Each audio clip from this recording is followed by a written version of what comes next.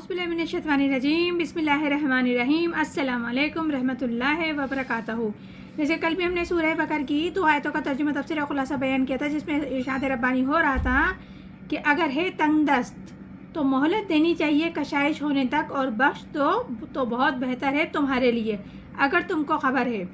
और डरते रहो उस दिन से जिस दिन तुम लौटाए जाओगे अल्लाह की तरफ, फिर पूरा पूरा दिया जाएगा हर शख्स को जो कुछ उसने कमाया, और जुल्म नहीं किए जाएंगे। आगे इरशाद रब्बानी है, या अय्युहल्लज़ीना आमनू इज़ा तदायनतुम बिदीनिन इला अजलिन मुसम्मन फक्तबूहु। ए ईमान वालो, जब तुम आपस में मामला करो उधार का किसी वक्त मुकर्रर तक के लिए, तो उसको लिख लिया करो।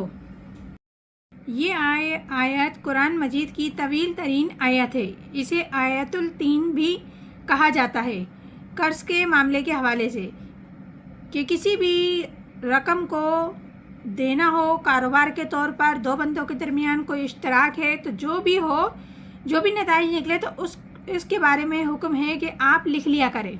अक्सर व बेशतर लोग कर्ज देते हुए सोचते हैं कि भाई है, अजीज़ है, दोस्त है, रिश्तेदार है, तो इससे कैसे लिखवाएं, अच्छा नहीं लगता, क्या भरोसा नहीं है, और कारोबार ऐसे ही ज़बानी कलामी बातों पर शुरू कर देते हैं। फिर उसके बाद रोने लगते हैं, चीखो पुकार करने लगते हैं।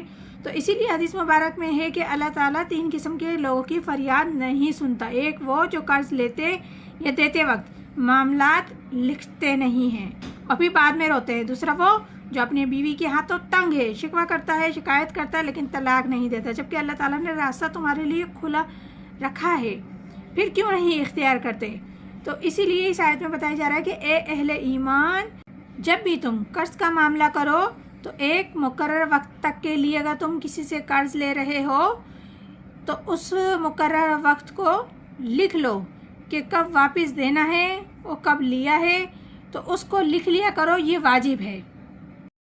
आगे इरशाद रब्बानी है, वल यक्तुब बैनकुम कातिबुन बिल अदल वला याबा कातिबुन अन यक्तुबा कमा अल्लमाहुल्लाह फला यक्तुब। और चाहिए कि लिख दे तुम्हारे दरमियान कोई लिखने वाला इंसाफ से, और इनकार ना करे लिखने वाला लिखने से। जैसा सिखाया उसको अल्लाह ने, सो उसको चाहिए कि लिख दे।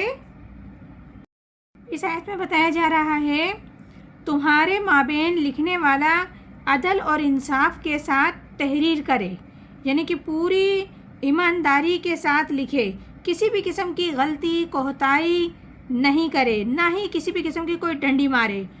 और किसी भी शख्स को चाहिए कि अल्लाह ने सिखाया है, अगर उसे इल्म, तो अपने लिखने का काम, वो अपने लिखने का काम जानता है, वो कर सकता है, तो वो लिखने से इनकार नहीं करे। उसे चाहिए कि वो लिखे, पूरी ईमानदारी से लिखे, क्योंकि अल्लाह ने उसे सिखाया है, तो वो लिख दे।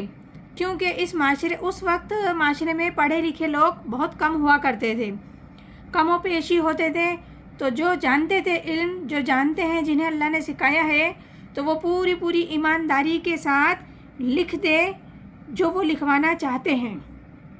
आगे इरशाद रब्बानी है, वल यमलिल्लज़ीना अलैहिल हक़्क़ वल यत्तक़ुल्लाह रब्बहु वला युबख़स मिनहा शैइन।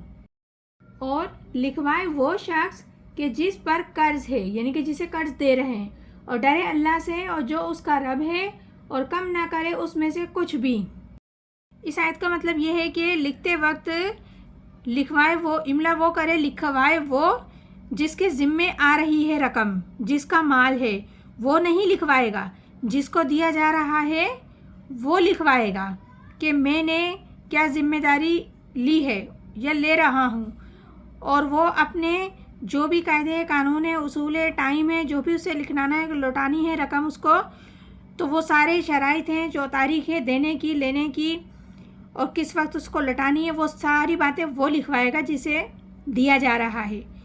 और इस मामले में अल्लाह ताला से वो डरते रहे, ईमानदारी के साथ लिखवाए, इसमें कोई हेरा फेरी ना करे, और लिखवाने में किसी भी किस्म की कोई कमी ना करे, ना तो कोई इजाफी बात लिखवाए, ना ही किसी भी बात में कोई कमी करे।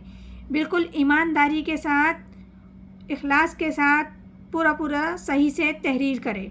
یہ سورہ بقرہ ہے جس کی ابھی ہم نے ایک ہی آیت پڑھی۔ ہم نے پہلے ہی کہا کہ یہ قرآن پاک کی سب سے طویل ترین آیت ہے، ابھی مکمل نہیں ہوئی ہے، تو انشاءاللہ تعالیٰ مزید بھی آگے پڑھ کے اس کو مکمل کریں گے۔ اللہ تعالیٰ ہم سب کو قرآن پاک صحیح طریقے سے پڑھنے، سمجھنے، عمل کرنے کی توفیق عطا فرمائے۔ آمین ثم آمین۔ جزاک اللہ۔